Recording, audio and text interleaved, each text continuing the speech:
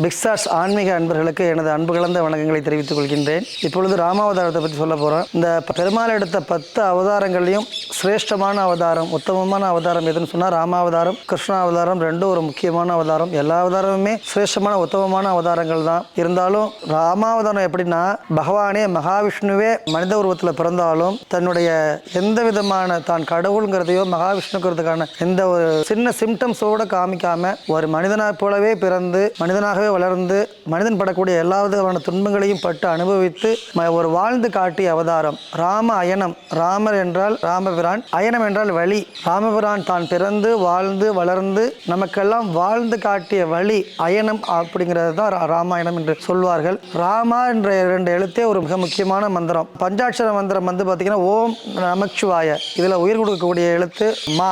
ஓம் நமோ நாராயணாய என்ற அஷ்டாட்சர மந்திரத்திற்கு உயிர் கொடுக்கக்கூடிய ஜீவ எழுத்து ரா. இந்த ராவையும் மாவையும் சேர்த்து தான் ராமான்னு ஆயிற்று என்று சொல்வார்கள். இந்த ராமநாமத்தை உச்சரித்ததினாலேயே ஒரு கொள்ளைக்காரனாக ஒரு திருடனாக இருந்த வால்மீகி கூட ராமாயண மகாகாவியத்தை எழுதக்கூடிய ஒரு மகாபெரும் கவியாக வந்திருக்கிறார் என்றால் இந்த ராமநாமத்துடைய மகிமையை நாம் அறிந்து கொள்ளலாம். நன்மையும் செல்வமும் நாளும் நல்குமே, திண்மையும் பாவமும் சிதைந்து தேயுமே, ஜென்மமும் மரணமும் இன்றி தீருமே, இம்மையே ராமா என்ற 2 எழுத்தினால் என்று கூறுவார்கள். அதனால இந்த ராமநாமத்தினுடைய மகிமையை தெரிந்து கொள்ளலாம். இகபர சுகமெல்லாம் அடைந்திடலாமே, இந்த கதை கேட்கும் எல்லோருமே, இனிக்குது நாவெல்லாம் உரைத்திடும் போதிலே இணையே இல்லாத காவியமாமோ என்று பெரியவர்கள் கூறியிருக்கிறார்கள். சத்குரு தியாகபுரமும் கூட ராமநாமமோ ஜென்ம ரட்சக மந்திரமோ தாமசமோ சேகா பஜும்பவே மனசா என்று சொல்லியிருக்கிறார். ராமநாமங்கிறது இந்த ஜென்மாவை ரட்சிக்கக்கூடிய மந்திரம் என்றால் இந்த ராமநாமம் தான். அதனால் தாமதம் செய்யாதீர்கள், உடனே என்ன செய்யணும், பஜியுங்கள், ராமநாமத்தை ஜெபியுங்கள் என்று சொல்லியிருக்கிறார்.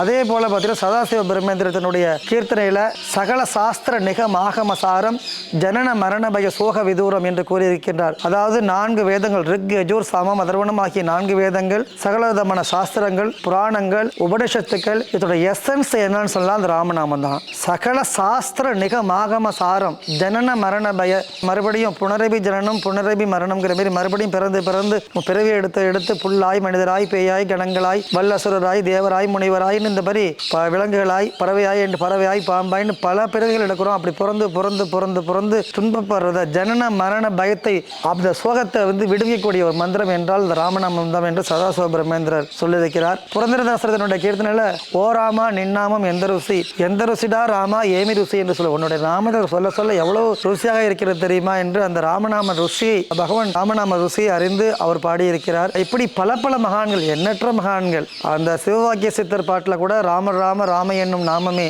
என்று வரும். ஈஸ்வரன் ஒரு சமயம் பார்வதியானவர் பார்வதி தேவி ஈஸ்வரன் கேட்கிறாங்க, பெருமாளுக்கு 1000 சகஸ்ர நாமங்கள் உண்டு, அந்த 1000 நாமங்களையும் துல்லியமான நாமம் எது என்று எனக்கு உபதேசிகள் என்று கேட்கும் பொழுது ஈஸ்வர என்று சொல்வார்கள், ஸ்ரீராம ராம ராமேதி ரமே ராமே மனோரமே சகஸ்ரநாம தத்துல்யம் ராமநாம வராணனே என்று உபதேசிக்கின்றார். அதாவது ஸ்ரீராமா ராமா என்று மனோரமே, என்னுடைய மனத்தினால் நான் தியானிக்கக்கூடிய ருத்ரனாகிய சிவபெருமானே மனசுல தியானத்தில் இருக்கும்போது ராமா ராமன் ராமநாமத்தை தான் ஜபிக்கிறாராம். அப்படி என்னால் ஜபிக்கப்படுவதும் ஆகிய ராமநாமம் சகஸ்ரநாமம், சகஸ்ரம்னா 1000 நாமங்கள் தத்துல்யம் துல்லியமான மிகச்சரியான நாமம் எது என்றால் ராமநாமம் சொல்லிட்டு ஈஸ்வரனே சொல்லியிருக்கிறார் என்றால் ராமநாமத்தினுடைய மகிமையை நம்ம புரிஞ்சுக்க முடியும். அதாவது இந்த கலியுகங்களில் முன்னாடி பார்த்து முன்னாடி யுகங்களில் பகவானை அடையணும், நம்ம அவரோட முக்திக்கு போகணும், தவம் பண்ணணும், தபஸ் பண்ணணும், யோகம் பண்ணணும், தியானம் பண்ணணும். ஆனால் கலியுகத்தை பொறுத்த வரைக்கும் பார்த்தீங்கன்னா பகவான் நாமஸ்மரணம் இருந்தாலே போகிறோம், நம்ம தன்னாலேயே இந்த முக்திக்கு மோட்சத்துக்கு போயிடலான்னு சொல்லுவாங்க. அந்த அளவுக்கு முக்தியையும் மோட்சத்தையும் கிடைக்கக்கூடியது. அப்படிப்பட்ட ராமபிரானுடைய சரித்திரம். கௌசல்யா சுப்ரஜா ராமா பூர்வ சந்தியா பிரவர்த்ததே. விஸ்வாமித்திரர் ஸ்ரீயு நதி கரையில ராமர் லட்சுமணர் தன்னுடைய தாடக சம்ஹாரத்துக்காக அழைச்சிட்டு போகும்பொழுது அந்த சரயு நதி கரையில தர்பையில ராமர் லட்சுமணர் படுத்து தூங்கிட்டு இருப்பாங்களாம். அவர் தூங்குற அழகை பார்த்து எழுப்புறதுக்கு கையினால் எழுப்பக்கூடாதுன்னு சொல்லிட்டு இந்த சுப்ரபாதம் பாடி எழுப்புறான்னு சொல்லுவாங்க. அந்த வகையில் கௌசல்யா சுப்ரஜா சொல்லும்போது கௌசல்யனுடைய மைந்தனே கருட கொடி உடையவனே உன்னுடைய கண்மலர்வாய் அப்படின்னு சொல்ற மாதிரி வரும். அதுல பாத்தீங்கன்னா அந்த மாதிரி இருக்கும் பொழுது தசரத சக்கரவர்த்திக்கு குழந்தை இல்லாமல் இருக்கும் பொழுது புத்திரகாமேஸ்வரி யாகம் செய்து அந்த புத்திரகாமேஸ்வரி யாகத்திலிருந்து ஒரு தேவதூதன் தோன்றி ஒரு பாயச கலசத்தை கொடுத்து இதனுடைய மனைவிகளுக்கு கொடு, 4 பேரும் கருத்தரிப்பார்கள் என்று சொல்லும் பொழுது அவ்வாறே 4 பேர்களுக்கும் கொடுத்துதான் பரதர் ராம லட்சுமணர் சத்ருகன் ஆகிய 4 குழந்தைகளை பெறுவார். 4 மேனியும் பொழுதொரு வண்ணமுமாக ராமபிரான் வளர்ந்து சகல கலைகளையும் அறிந்து இருந்துட்டு இருப்பாரு. அப்பொழுது விஸ்வாமித்திரர் அவருடைய யாகத்தை காக்க வேண்டும். விஸ்வாமித்திரருக்கு தெரியாதா? விஸ்வாமித்திரர் முற்றும் உணர்ந்த ஞானி, சகல சாஸ்திரமும் அறிந்தவர், சகல காலங்களையும் அறிந்த அறிந்தவர். அவருடைய தாடகையை சம்ஹாரம் செய்து அவருடைய அகத்தை காத்துக்கிறதுக்கு அவருடைய தபசை போரும். இருந்தாலும் இந்த ராமலட்சுமணருக்கு சில விதமான மந்திரங்களை அவர் மூலமாக உபதேசிக்க வேண்டும் என்பது விதி. அதுவும் இல்லாமல் எல்லாருக்கும் பார்த்தீங்கன்னா இந்த குருவால தான் சிஷ்யர்களுக்கு மரியாதை. ஆனால் விஸ்வாமித்திரர் சொல்லுவார், இந்த ராமனுடைய குருங்கிறதுனால தான் எனக்கு மரியாதை அப்படிங்பார். அந்த ஸ்தானத்தை பெற்றுக்கொள்ள வேண்டும் என்பதற்காக தசரதனிடமிருந்து தாடகையை சம்ஹாரம் செய்து எனது யாகத்தை நான் முடிக்க வேண்டும், அதற்காக உமது குமாரர்களை என்னோடு அனுப்பி வைப்பாய் என்று கேட்பார். அதாவது பார்த்தீங்கன்னா யக்யோ யக்யபதி யஜ்வா யக்யாக்யோ யக்யபதி யக்யாந்தகரத் யக்யகுஹ்ய மன்ன மன்னாத ஏவச்ச ஆத்மயோனி ஸ்வயம் ஜாதோ வைகான சமகாயனகா தேவகி நந்தன சிரேஷ்டா சிதீஷ பாபடாசனகா என்று வரும். இந்த யக்ஞத்தை காப்பாற்ற தன்னுடைய ஒரு லட்சணமாக கொண்டவர் ராமன். யாக ரக்ஷனா அப்படின்னு சொல்லுவாங்க. யாக ரக்ஷனா பரம பாகவதார்ச்சிதா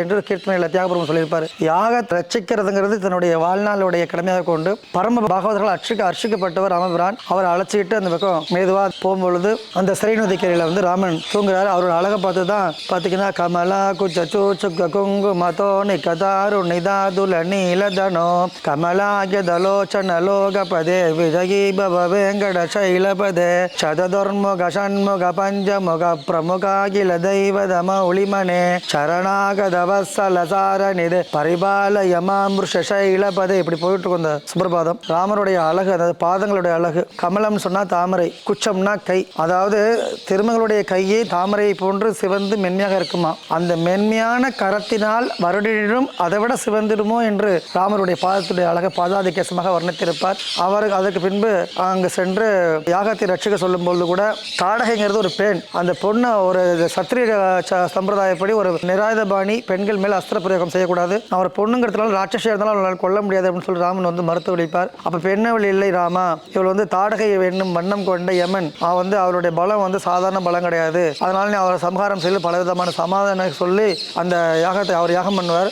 யாகத்தை காத்து வரும்பொழுது தாடகை தன்னுடைய மாம்சத்தையும் மதுக்களையும் கொண்டு அந்த யாக குண்டத்தின் மேல் கொட்டி யாகத்தை கலைக்க வரும்பொழுது அவள் மேல் அஸ்திர பிரயோகம் செய்து தாடகை சம்ஹாரம் முடிந்ததும் பின்பு விஸ்வாமித்திரர் ராம லட்சுமணர் 3 பேரும் தாடக காட்டு வழியா போயிட்டு இருப்பாங்க. அப்பொழுது அகலிகை என்னும் கௌதம முனிவருடைய பத்தினி அகலிகை ஒரு சாபத்தினால கல்லாகி இருப்பாள். ஒரு சமயம் தேவேந்திரன் அவன் என்ன பண்ணுவான், கௌதம முனிவருடைய மனைவி அகலிகையின் மேல் ஆசைப்பட்டுருவான். அவரோட அழகின் மேல் ஆசைப்பட்டு அவளை எப்படியாச்சும் அடையணும்னு சொல்லி முயற்சி பண்ணி, அந்த காலத்துல எல்லாம் வாட்செல்லாம் கிடையாது, அந்த காலையில சேவல் மாரி உருவம் எடுத்து அவன் கூவுவான். முனிவர் என்ன நினைச்சாரு, பொழுது விடிய போகுதுன்னு சொல்லிட்டு அங்கேருந்து போய் நித்திய கர்மானுஷ்டானங்களை பண்றதுக்கு நதி தீரத்துக்கு போயிடுவாரு.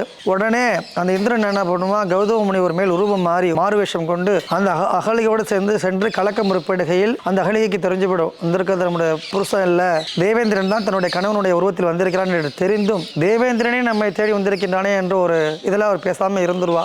அங்க பாத்தீங்கன்னா நதியில ஸ்நானம் பண்ணி கௌதம முனிவர் எந்திரிப்பாரு. எந்திரிக்கும் பொழுது ஞானத திருஷ்டியில் அவருக்கு நடந்தது தெரிஞ்சு போயிடும். உன்னை கோபமா நீ வந்திருக்கிறது நம்முடைய கணவன் அல்ல என்று தெரிந்தும் உனக்கு உடன்பட்டு இருந்தாய், அதனால் நீ கல்லாக போக சாபம் விட்டுருவாரு. தேவேந்திரனுக்கு எந்த பெண் குறியின் மேல் நீ ஆர்வம் கொண்டு இருந்தால் செய்தாயோ அவ்வாறு 1000 பெண் குறிகள் 1000 யோனிகள் உன் உடம்பில் தோன்றட்டும் என்று சாபம் கொடுத்துருவார். உடம்பு முழுக்க அவருக்கு யோனியா போயிடும் தேவேந்திரனுக்கு. தேவர்கள்லாம் கோபம் குறைஞ்சு நீங்க தெரியாம பண்ணிட்டா நீங்க சாப விமோச்சனம் கொடுக்கணும்னு கேட்ட பொழுது உனக்கு 1000 பெண் குறிகளும் 1000 கண்களாக மாறட்டும் என்று ஒரு மாற்றி உரம் கொடுப்பார். அதனாலதான் தேவேந்திரனுக்கு 1000 கண்ணன் என்று பெயர். அவ்வாறே இருக்கும் பொழுது அகலிகைக்கு ராமபிரான் வனவாசத்தின் பொழுது நீ அவர் வரும்பொழுது அவருடைய பாத தூசுப்பட்டு உன்னுடைய கல் உருவம் மாறி நீ பெண்ணாக ஆவாய் என்று ஒரு வரம் கொடுப்பாரு. அதே போல இந்த தாடகை சம்ஹாரம் முடிஞ்சு வரும்பொழுது ராமனுடைய பாத தூசுப்பட்டு கல்லா கிடந்த அகலிகை மறுஜன்மம் அடைந்து பெண்ணாக மாறினாள். கல்லான பெண் கூட உன்னாலே பெண்ணாகி எழுந்தாலே மண்மேலே என்று சொல்லுவார்கள். அதே மாதிரி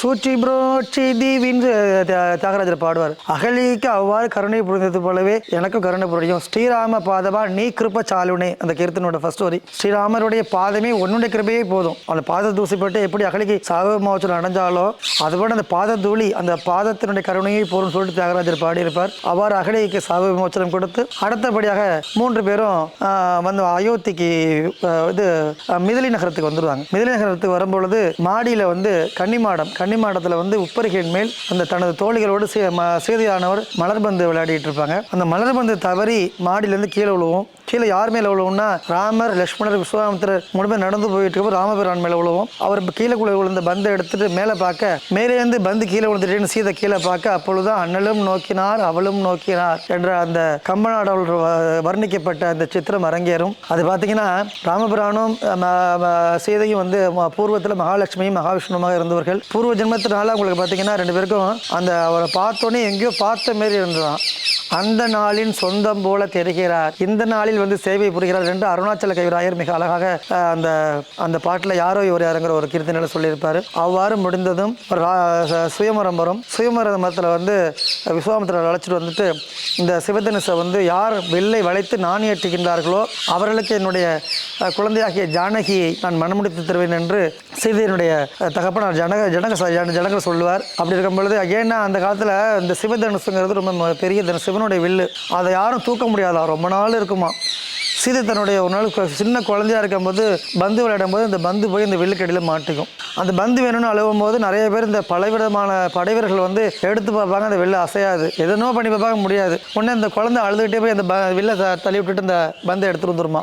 குழந்தையா இருக்கும் போதே அந்த வில்லை தள்ளி விட்டுட்டு பந்தை எடுத்துட்டு வந்துருமா. அதனால இந்த வில்லை யார் நாணேற்றுகின்றார்களோ அவர்களுக்கு என்னுடைய குழந்தையை மனமடித்து வைப்பேன் என்று ஜனகர் பல தேசத்து ராஜாக்கள் முயற்சி பண்ணாங்க, ஒன்றுமே முடியாது. கடைசியில் விஸ்வாமித்திரர் வந்து நீ போய் இந்த வில்லை எடுத்து நாணேற்றணும்னு குருவனுடைய வாக்கை தட்ட முடியாமல் அந்த வில்லை எடுத்து நாணேற்றும் நாண வளர்ச்சி இழுக்கும் போது வில்லு முறிஞ்சிடும். வில்லு முறிஞ்சோடனே தான் அந்த சீதை சுயமரம், சீதையானவள் மாலை சூடி ராமர் மாலை சூடி 2 பேரும் வந்து அந்த விவாகங்கிறது ஒரு சம்பிரதாயமாக முடிஞ்சு அதுக்கப்புறம் தந்தையர்களுக்கெல்லாம் ஆள் அனுப்பி முறைப்படி அயோத்தியில் சென்று 2 பேரும் கல்யாணம் பண்ணிட்டு வாழ்ந்து வருவாங்க.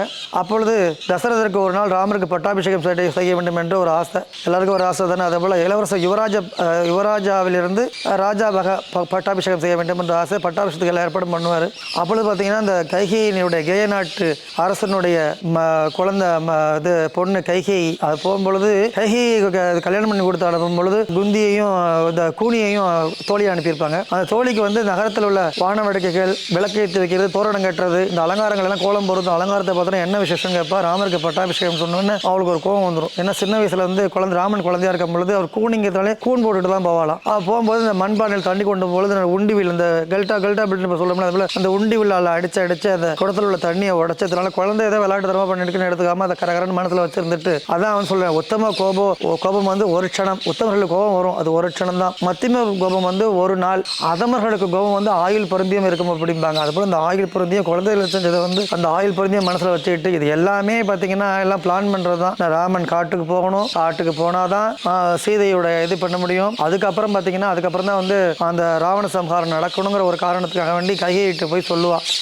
இது போல் ராமனுக்கு பட்டாபிஷேகம்னு கைகைக்கு ரொம்ப சந்தோஷம். பட்டம் கட்ட ஏற்ற வேண்டி 4 பேரில் மூத்த வேண்டி என்று சொல்லி நிறைந்த மாமணி யாரமும் நிதியமும் நீட்டி ரொம்ப நல்ல செய்தி கொண்டு வந்திருக்க எந்த பிரைஸ்லாம் எடுத்து கொடுக்கும்போது தூக்கி கூனி வீசுவாளாம். ஏன்னா முட்டாள்தனமாக இருக்க, நான் உன் பையனுக்கு பட்டாபிஷேகம் செய்ய சொல்லிட்டுன்னு வர்றேன், நீ ராமனுக்கு பட்டாபிஷேகம் சொல்லிட்டு இப்போ சந்தோஷப்படுற. ராமனுக்கு பட்டாபிஷேகம் சொல்லிட்டா நீ வந்து எப்படி வந்து யாருக்கு தானம் கொடுக்கணும்னா கூட அவன்கிட்ட பர்மிஷன் கேட்கணும் அப்படின்னு சொல்லிட்டு பலவிதமான போதனைகளை கூறி கைகையினுடைய மனத்தை மாற்றி விடுவாள். கைகைக்கு நான் எப்படி தடுக்க முடியும் அப்படின்ட்டு கேட்கும் பொழுது அதுக்கும் கூனி ஒரு வழி சொல்லி கொடுப்பா. முன்பு தசரத சக்கரவர்த்தியிடம் 2 வரம் வாங்கியிருக்க, அந்த 2 வரத்தையும் இப்ப கேளு. சம்பரன் தொலைவுற்ற வேலை, சம்பராசரன் அசுரனை வந்து தசரதனோட போர் புரிந்து அவனை சம்ஹாரம் செய்ய போகும்பொழுது தேரு கடையாணி என்ன பண்ணும், அந்த அச்சாணி வந்து கீழே விழுந்துரும். உடனே கைகையை என்ன பண்ணுவோம், தன்னுடைய விரலையே கொடுத்து அந்த அச்சாணியை வச்சிருவா. இந்த சக்கரம் சுத்திட்டே இருக்கும், அவர் போர் பண்ணி முடிச்சிருவார். அப்ப கேட்பாரு, பரவாயில்ல என்னோட உயிரை காப்பாத்திட்ட, உனக்கு என்ன வர வேணும்னா 2 வரம் கேளுன்னு. எனக்கு இப்ப எதுவும் வர வேணாம், தேவைப்படும் பொழுது கேட்கறேன்னு சொல்லியிருப்பா. அதை இப்ப கேளு. ஒரு வரத்தினால் உனது பரதனுக்கு பட்டாபிஷேகம் செய்ய வேண்டும் என்று கேட்டு, இன்னொரு வரத்தினால் ராமன் வந்து 14 ஆண்டுகள் வனவாசம் செய்ய வேண்டும் என்று வரம் கேள் என்று சொல்வார். என் பையனுக்கு பட்டாபிஷேகம் கொடுத்துட்டோம், அப்புறம் ராமன் வந்து வனவாசம் போக சொல்றேன்னு அதுக்கும் ஒத்துக்க மாட்டா கைகை. முதல்ல பரதனுக்கு பட்டாபிஷேகம் சுட்டிடுவாங்க. ராமன் பக்கத்திலே இருந்தால் அதை பொறுக்க முடியாம இடத்தில் பண்ணி ராஜ்யத்தை அபகரிச்சுக்குவான், அப்படி நடந்தாலும் நடந்துடும், அதனால நீ ராமனை வந்து காட்டுக்கு போக சொல்லிடு அப்படின்னு சொல்லிட்டு ஐடியா கொடுக்கறதே பார்த்தீங்கன்னா கூனி தான். உடனே கைகை வந்து அதை கைகையோட மனசு மாறினதும் பார்த்தீங்கன்னா மாயையும் அவர் பெற்றுள்ள வரம் வரமுன்மையாலும் ஆய அந்தனரேற்றிய அருந்தவத்தாலும் தேவி தூய சிந்தையும் தெரிந்ததுன்னு சொல்லிட்டு கம்பநாடர் ஒரு அழகா சொல்லுவார். மாயையும் அந்த மாயை வந்து கையை கண்ணை மறைச்சிட்டான். தேவர்கள் பெற்றுள்ள வரம் உண்மை. தேவர்கள் வந்து ராவணாசுரனுடைய அட்டகாசம் தாங்க முடியுமாறு மகாவிஷ்ணுவிடம் சென்று முறையிட்டும் பொழுது சங்கமும் சக்கரமும் சேஷனும் பரிவாக தம்பியராய் வர காணேன் போலோக துங்கனான தசரத குறை போக சுருக்க வருவோம் அப்படின்னு சொல்லிட்டு அந்த வாக்கு கொடுப்பார் அவர். அதாவது சங்கு சக்கரம் சுதர்சனம் இந்த இதெல்லாம் பரத லட்சுமண சத்ருகுணர் அப்படி தம்பியராய் வந்து தசரத குழந்தை இல்லாத சோகம் போக நான் சீக்கிரம் வந்து அவதாரம் பண்ணுவேன், ராவணனை சம்ஹாரம் செய்வேன் என்ற இந்த சம்ஹாரம் தேவர்கள் பெற்றுள்ள வரம் உண்மையாலும் தேவியினுடைய கைகையினுடைய பால் போன்ற சிந்தையும் தெரிந்ததுன்னு சொல்லி அழகா சொல்லியிருப்பாரு. அதே போல நன்று சொல்லினை ஒரு வரத்தினால் பரதனை அரசு கொண்டு மற்றொரு வரத்தினால் ராமபிரானை காற்றுக்கு துரத்துவேன் என்று சொல்லி தன்னுடைய ஆடை ஆபரணங்களை கலைந்து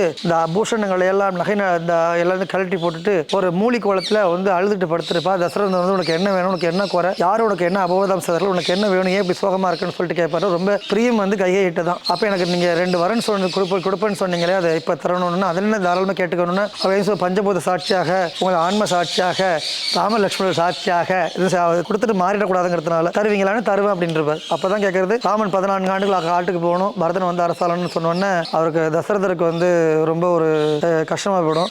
இருந்தாலும் மயக்கடிச்சு விழுந்து என் உயிரே போயிடும், வேற ஏதாச்சும் கேள்வி முடியாது அப்படின்றவா. உடனே ராமனை கூப்பிட்டு வர சொல்லி உன்னை தந்தை உன்னோட 14 ஆண்டுகள் உன்னை காட்டுக்கு போகணும்னு சொல்லியிருக்காரு, நீ போயிட்டு வரணும்னு தந்தை சொன்னானா நீங்க சொன்னா அம்மா என்று அன்றல இருந்த செந்தாமரை முகத்தோடு அதை ஒத்துக்கிட்டார். நீ போய் தாளிரம் சடைகள் தாங்கி தவமை ஏற்றி புண்ணிய தீர்த்தம் ஆடி வருவா. எவ்வளவு அழகா கையை சொல்றது பாருங்க. காட்டுக்கு போன்னு சொல்லாம நீ மரவுரை தரித்து தாளிரம் சடைகள் தாங்கி தவமை ஏற்றி புண்ணிய தீர்த்தம் ஆடி வருவாய் அப்படின்னு சொல்லி அணுகிடுவாங்க. அந்த அம்மா அன்னையும் தந்தையும் முன்னேறி தெய்வம் தாயிற் சிறந்த கோயிலும் இல்லை தந்தை சொல் மிக்க மந்திரம் இல்லை என்று அந்த சின்னம்மாவுடைய வாக்கை உடனே ஏற்று சிஸ்டனுடைய வாக்கை உடனே ஏற்று ராமபிரான் வந்து மரவுரை தரித்து காட்டுக்கு போவாரு. அப்ப சீதையும் வந்து கணவன் இருக்கும் இடமே எனக்கு சொர்க்கம், அவள் நானே உங்க கூட வந்துறேன்னு சொல்லிட்டு அவளும் மரவுரை தரித்து 2 பேரும் போவாங்க. கூடவே வந்து சத்ருகுணன் வந்து காவலுக்கு போவாரு. இப்படி போயிட்டு இருக்கும்போது பரதன் அப்ப இருக்க மாட்டார், ஊர்ல இருக்க மாட்டார், வெளியூர் போயிருப்பாரு. இவங்க 2 பேரும் போய் குகனுடைய நட்பை பெற்று இந்த குகனுடைய உபச்சாரங்களை ஏற்றுக்கொண்டு குகனுக்கு வந்து பாத்தீங்கன்னா அது வேடன் தானே, அவனுக்கு வந்து வந்தவர்களை எப்படி உபசரிக்கணும்னு தெரியாது. அவன் தேன் மீன் 2ஐயும் கொண்டாந்து வச்சு சாப்பிட சொன்னான்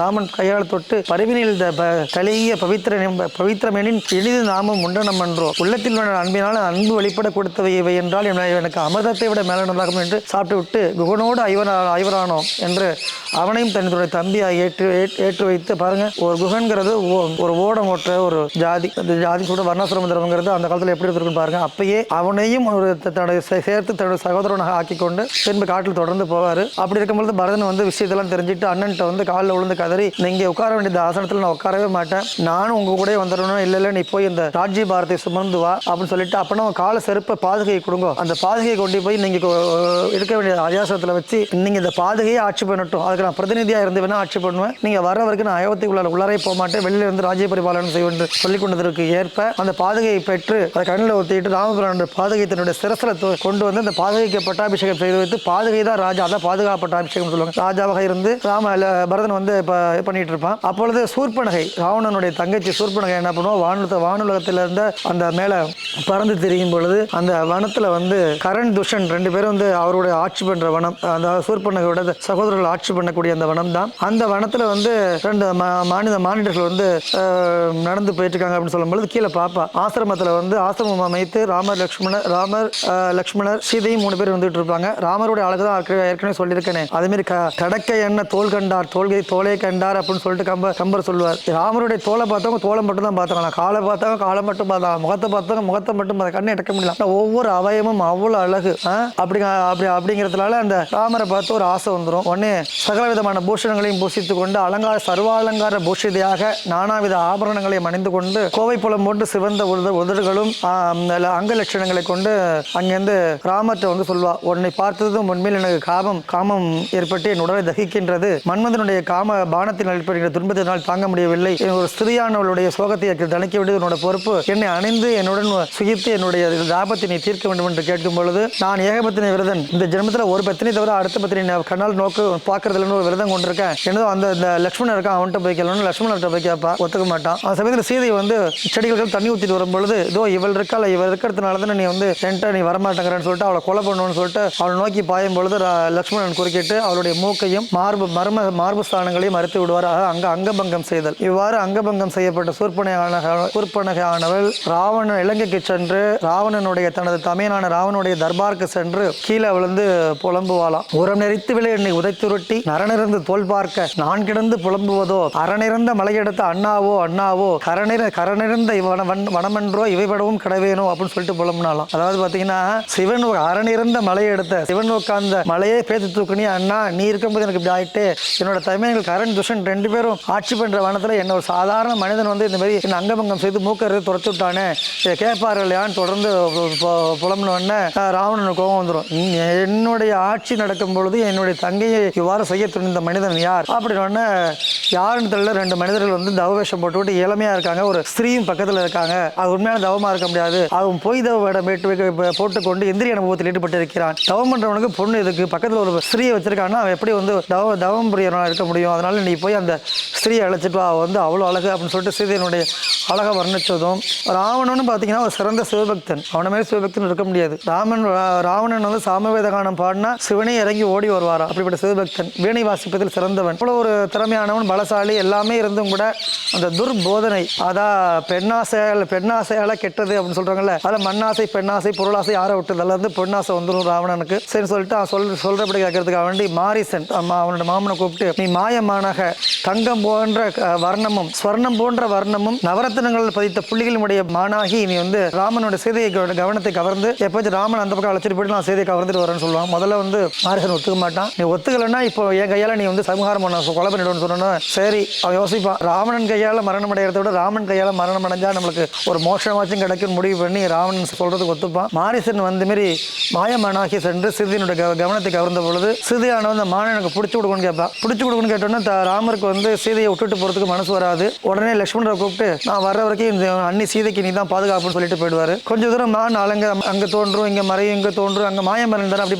மறைஞ்சு தோன்றும். துரத்திட்டு போய் ரொம்ப தூரம் போயிடுவாரு. பழகாத தூரம் போய் களைப்படைஞ்சிருவாரு. அப்புறம் தெரிஞ்சு போடுறது மாயமான இதை பிடிக்க முடியாதுன்னு தெரிஞ்சுட்டு அவருடைய ராமபாணத்தை விட்டு ராமபாணம் பட்டு அந்த மாரிசன் வந்து மானுரத்திலிருந்து மாறி சுய உருவம் அடைந்து ராமா அப்படின்னு சொல்லிட்டு கத்திட்டு செத்து போயிடுவான். ராமான்னு கத்தின சத்தம் வந்து இந்த சீதை கேட்கும். சீதை கேட்ட உடனே லட்சுமணனை கூட அண்ணனுடைய குரல் கேட்கறது உடனே போ அப்படின்பா. இல்லை அண்ணனுக்கு ஒன்றும் ஆகாது, அவருடைய கட்டளை வந்து உங்களுக்கு காவல் இருக்கணுங்கிறது, நான் உங்களை விட்டு போக முடியாதுன்னு நீ உடனே போன்னு கண்டபடி இந்த லட்சுமணனை தூஷணை பண்ணி நீ உடனே போன்னு கட்டாயப்படுத்தினால லட்சுமணன் வேற வழி இல்லாம தன்னோட அம்பை எடுத்து ஒரு கோடு போடுவார். அன்னி சீதைக்காக வேண்டி லட்சுமணனுக்கு கிடைத்த கோடுங்கிறது மிக சக்தி வாய்ந்த கோடு. இந்த கோட்டை தாண்டி நீங்க இந்த பக்கம் வரக்கூடாது, நான் வர வரைக்கும் கோட்டுக்கு இந்த பக்கமே இருக்கணும் அப்படின்னு சொல்லிட்டு இந்த கோடு உங்களை காப்பாற்றுன்னு சொல்லிட்டு அவரும் தேட போயிடுவாரு. அப்போ வந்து ராவணன் வந்து ஒரு தவ வேஷம் போட்டுக்கொண்டு அங்க வந்து யாசகம் வைக்கிறான். பவதி பிக்ஷாங் தேகி என்று பிக்ஷை கேட்கும் பொழுது சீதைக்கு வந்து காட்டில் சாப்பிட்றதுக்கு வச்சது கனிகளையும் கனிவர்க்கங்கள் தானியங்களையும் எடுத்து போட வருவா. அப்போ லட்சுமணன் சொன்னது ஞாபகத்துக்கு வரும். இந்த கோட்டை தாண்டக்கூடாது, என்ன பண்ணுறதுன்னு பார்த்துட்டு நீங்கள் இந்த பக்கம் வந்து கோட்டுக்கு இந்த பக்கம் வந்து வாங்கிக்கணும்னு ராவணன் வரமாட்டான்.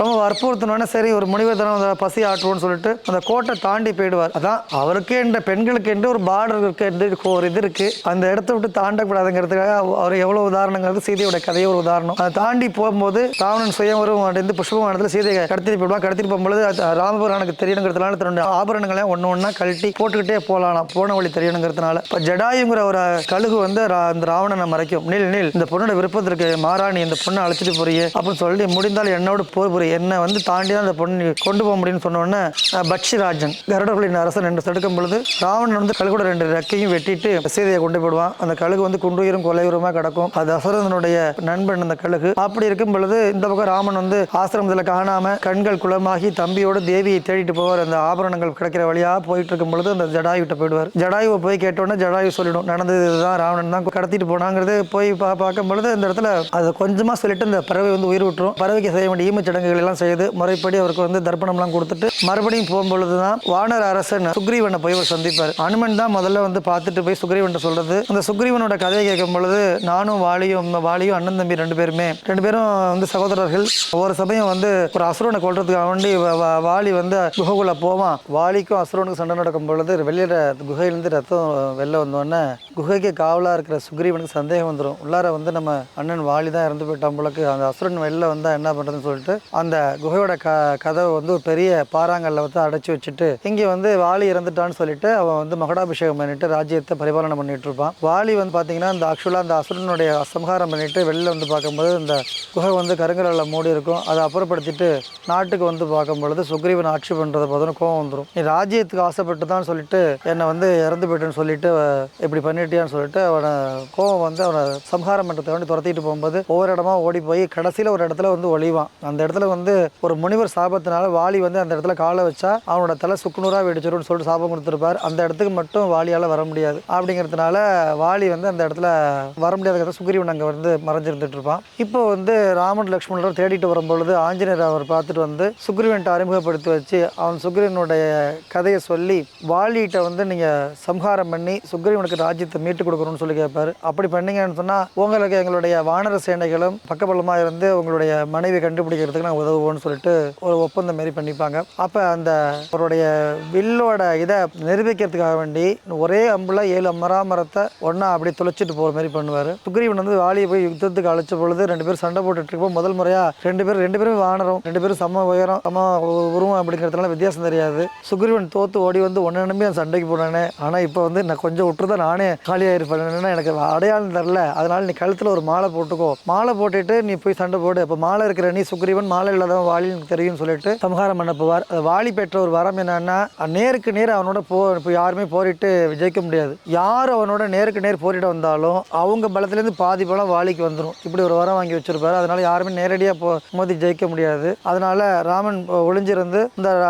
வாலியின் சுக்ரீவனை யுத்தம் பண்ணும் பொழுது அம்பு எய்து அந்த வாலியை வந்து சம்ஹாரம் பண்ணிட்டு சுக்ரீவனுக்கு ராஜ்யத்தை மீட்டு கொடுப்பார். இப்படி பல விதமாக போயிட்டு இருக்கும் பொழுது அப்புறம் வந்து நாடெங்கும் வானர சேனைகளை அனுப்பி சீதா பிராட்டியை தேட சொல்லும் பொழுது ராமன் வந்து இலங்கைக்கு சென்று அந்த இலங்கையில் சீதை இருந்த இடத்தை கண்டுபிடிச்சு அசோக மரத்து அடியில் சீதை இருக்கும் பொழுது அந்த சோகமே உருவான சீதையை கண்டு இந்த அசோக மரத்தின் மேலிருந்து ராமபிரானுடைய மகிமைகளை எல்லாம் அவருடைய சரித்திர அற்புதங்கள் எல்லாம் ஒன்றா சொல்லிட்டு வரும் பொழுது யார் இப்படி சொல்றது, ஒரு சின்ன குரங்கு சொல்லுதுன்னு சொல்லிட்டு அவர் அறிமுகப்படுத்திட்டு சீதைக்கு நம்பிக்கை வரணுங்கிறதுனால அதுக்கப்புறம் வந்து ராமன் தான் என்ன அனுப்பிச்சாருன்னு சொல்லிட்டு அதுக்கு அடையாளமாக ராமன் கொடுத்த கனையாளியை சீதையிட்ட கொடுத்துட்டு சீதையோட சூடாமணியை வாங்கிட்டு வந்து ராமன்கிட்ட கொண்டு கொடுத்துட்டு கண்டேன் சீதையை அப்படிம்பாரு. அதான் வந்து சொல்லின் செல்வர்னு சொல்லிட்டு அனுமானுக்கு ஒரு பேர் உண்டு. அதாவது சீதையைன்னு சொல்லிட்டு முதல்ல சொல்லிட்டாருன்னா ராமனுக்கு வந்து அதை அடுத்து என்ன சொல்ல போறோம்னு பயம் வந்துடும், பதற்றம் வந்துருமா. அப்படிங்கிறதுல முதல்ல கண்டேன் அப்படின்னு சொல்லிட்டு சீதையை அப்படின்னு சொல்லி சொல்லுவாரு. அதுக்கப்புறம் வானர படைகளுடன் சென்று சேது பந்தனம் செய்து சமுத்திரத்தை தாண்டி சென்று ராவணாதிகளோடு போர் புரிந்து ராவணனை சம்ஹாரம் செய்து பின்பு கும்பகர்ணனுக்கு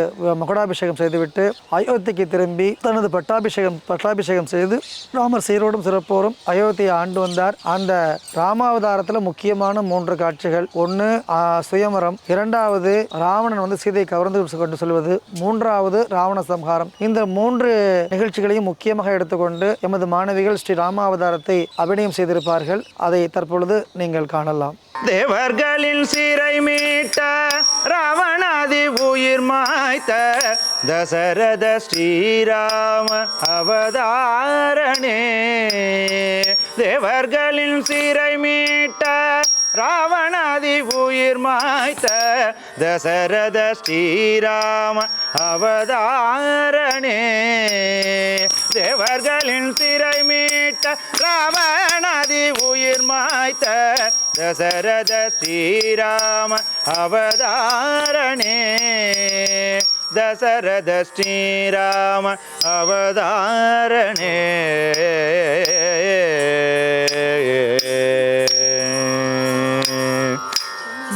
கொட்டக்கத்தை கொட்டக்கத்தை கேட்டோம் தன் தன் தன் தன் தன் தன் தன் தென் தென் தென் தென் தென் தென் தென் தை அலங்கோ தக்கத்தை கொட்டக்கத்தை கேட்டோம் தன் தன் தன் தன் தன் தன் தன் தென் தென் தென் தென் தென் தென் தென் தை அலங்கோ தக்கத்தை கொட்டக்கத்தை கேட்டோம் தன் தன் தன் தன் தன் தன் தன் தென் தென் தென் தென் தென் தென் தென் தை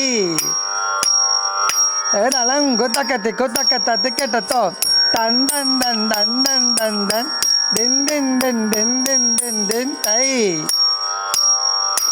அலங்கோ தக்கத்தை கொட்டக்கத்தை கேட்டோம் தன் தன் தன் தன் தன் தன் தன் தென் தென் தென் தென் தென் தென் தென் தன் தக்க தக்க தக்க தென் தக்கத்துக்கு தக்க தக்கத்துக்கு தக்கி தக்க தத்து கேட்டோம் தை. யாரோ இவர் யாரோ என்ன பேரோ அறியேனே. யாரோ இவர் யாரோ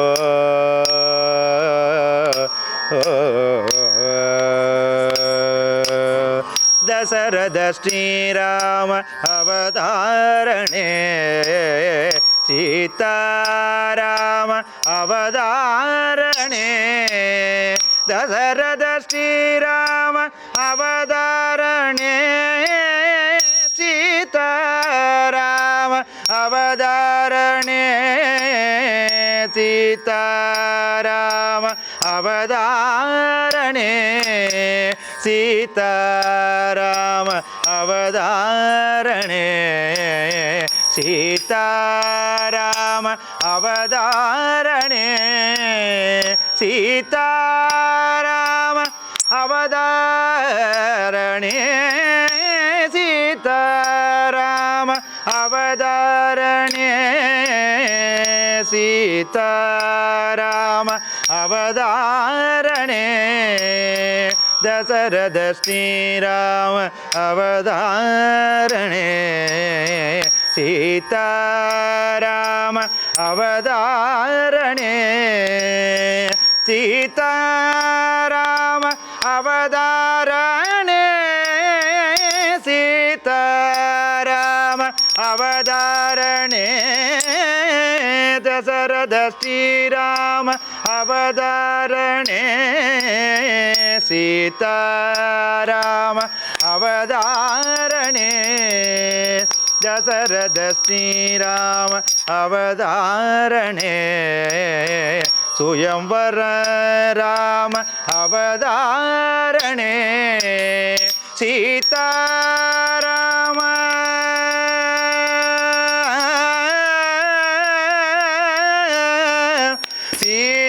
சீதாராம அவதாரணே சீதாராம அவதாரணே சீதாராம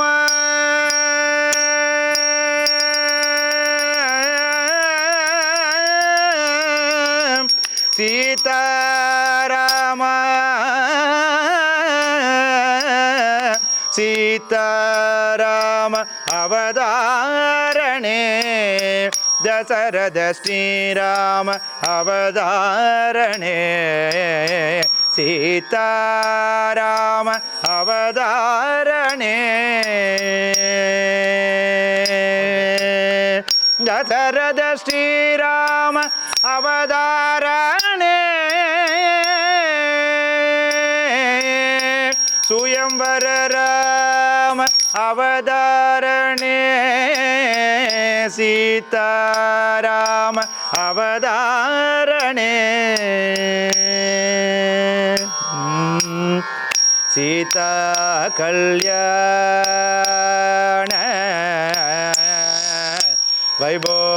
வைபோவமே ராம கல்யாண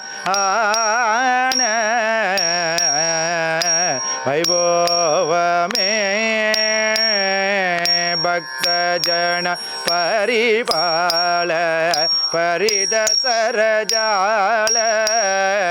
புக்தி முக்திதலீல பூதேவ பால சீதா கல்யாண வைபோவமே வைபோவமே வைபோவமே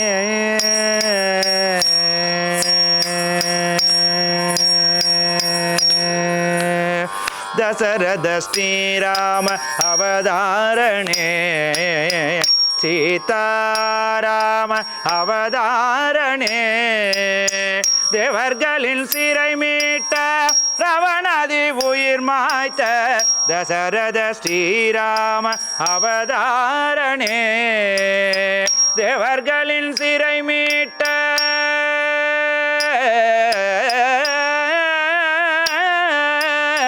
தேவர்களின் சிறை மீட்ட தேவர்களின் சிறை மீட்ட ராவணாதி உயிர் மாய்த்த தேவர்களின் சிறை மீட்ட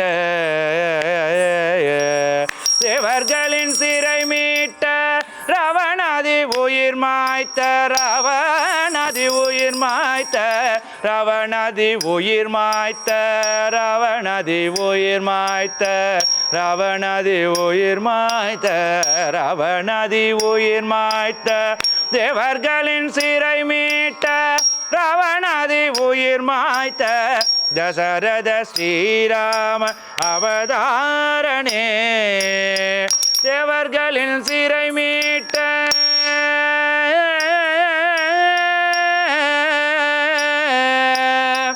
தேவர்களின் சிறை மீட்ட தேவர்களின் சிறை மீட்ட தேவர்களின் சிறை மீட்ட ராவணதி உயிர் மாய்த்த தேவர்களின் சிறை மீட்ட ராவணதி உயிர் மாய்த்த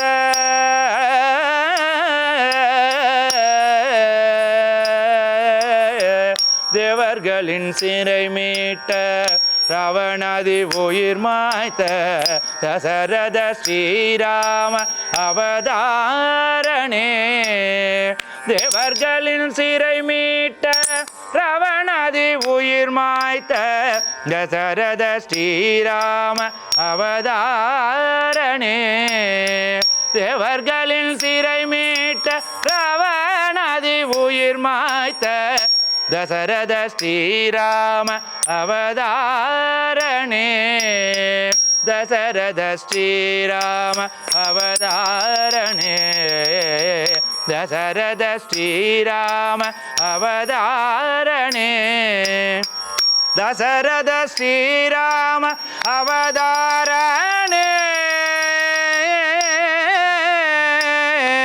தசரத ஸ்ரீராம அவதாரணே தேவர்களின் சிறை மீட்ட தேவர்களின் சிறை மீட்ட ராவணதி உயிர் மாய்த்த தேவர்களின் சிறை மீட்ட ராவணதி உயிர் மாய்த்த ராவணதி உயிர் மாய்த்த ராவணதி உயிர் மாய்த்த தேவர்களின் சிறை மீட்ட ராவணதி உயிர் மாய்த்த ராவணதி உயிர் மாய்த்த தசரத ஸ்ரீராம அவதாரணே தேவர்களின் சிறை மீட்ட ராவணதி உயிர் மாய்த்த தேவர்களின் சிறை மீட்ட ராவணதி உயிர் மாய்த்த தேவர்களின் சிறை மீட்ட ராவணதி உயிர் மாய்த்த தேவர்களின் சிறை மீட்ட ராவணதி உயிர் மாய்த்த தசரத ஸ்ரீராம அவதாரணே தேவர்களின் சிறை மீட்ட ராவணதி உயிர் மாய்த்த தசரத ஸ்ரீராம அவதாரணே தசரத ஸ்ரீராம அவதாரணே தேவர்களின் சிறை மீட்ட ராவணதி உயிர் மாய்த்த தசரத ஸ்ரீராம அவதாரணே தேவர்களின் சிறை மீட்ட தேவர்களின் சிறை மீட்ட ராவணதி உயிர் மாய்த்த தேவர்களின் சிறை மீட்ட ராவணதி உயிர் மாய்த்த தேவர்களின் சிறை மீட்ட ராவணதி உயிர் மாய்த்த ராவணதி உயிர் மாய்த்த ராவணதி உயிர் மாய்த்த ராவணதி உயிர் மாய்த்த ராவணதி உயிர் மாய்த்த தேவர்களின் சிறை மீட்ட ராவணதி உயிர் மாய்த்த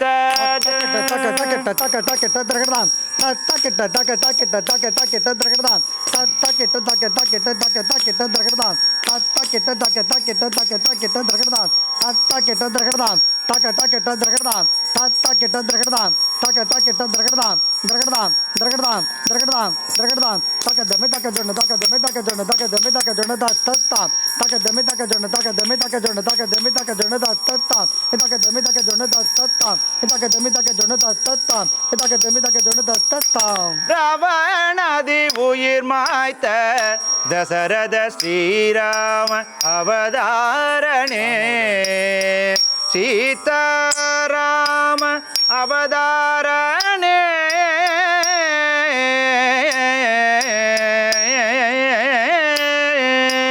ஓம் நமோ நாராயணாய.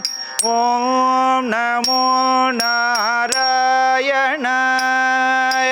ஓம் நமோ நாராயணாய.